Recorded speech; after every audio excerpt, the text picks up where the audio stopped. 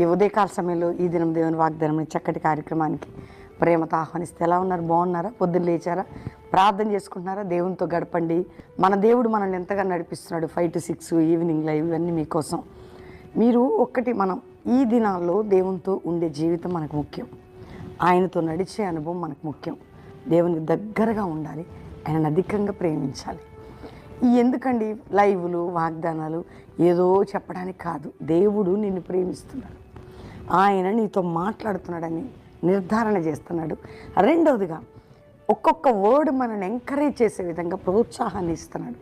రక్షణ లేని బిడ్డలారు, యేసు రక్షకుడు ప్రాణం పెట్టిన యేసుకుని హృదయాన్ని, రక్షణ మారు మనసు, నిత్య జీవం, పరలోకం.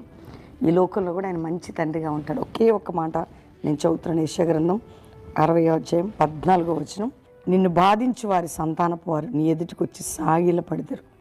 నిన్ను తృణీకరించి వారు వచ్చి నీ పాదముల మీద పడతారు. నిన్ను బాధించేది ఏదైనా సాగిల పడబోతుంది. అది రోగమైన బాధ అయినా, నిందైనా, గాయమైన ఏదైనా కూడా నిన్ను బాధ పెట్టేది నీకు సాగిల పడును. నిన్ను బాధపరిచేది నీ ఎదుట సాగిల పడబోతుంది. ఈరోజు వాగ్దానం, నిన్ను బాధ పెట్టే ప్రతిదీ నీకు సాగిల పడును. ఆమెన్. అది రోగము, నీ ఏదైనా కానీ దేవుడు నీకు ఇస్తున్న మాట ఈరోజు నీకు ఇస్తున్న, నిన్ను బాధ పెట్టే ప్రతి, అది పోరాటమైనా, సమస్య అయినా, రోగమైనా, ఒకవేళ అప్పులైనా, అంటే ఏదైతే నిన్ను ఇప్పుడు బాధ పెడుతుందో సమస్య కానీ ఏదైనా కానీ అది నీ ముందుకు వంగిపోతుంది. నువ్వు దాన్ని పైకి వెళ్ళిపోతున్నావు. దేవుడు అలాంటి కృప నీకు ఇస్తున్నాడు. కాబట్టి ధైర్యంగా ఉండండి. ప్రభువు నిన్ను లేవనెత్తుతాడు. దేవుడు రక్షిస్తాడు. ప్రార్థన చేసుకుందామా? తండ్రి, రక్షణ లేని వారికి రక్షణ, రోగులకి స్వస్థత, ఏది వారిని బాధ పెడుతుందో అదే లొంగిపోవాలి. అద్భుతం, ఆర్థిక, మానసిక, కుటుంబపరమైన అద్భుత కార్యం జరగాల.